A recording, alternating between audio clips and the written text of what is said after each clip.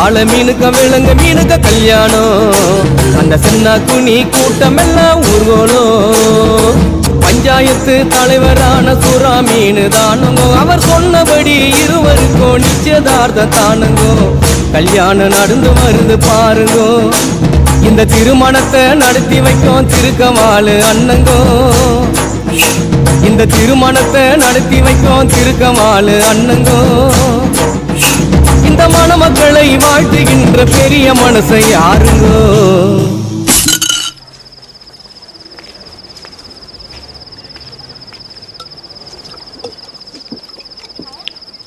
தலைவர் திமிங்கலம் தானுங்கோ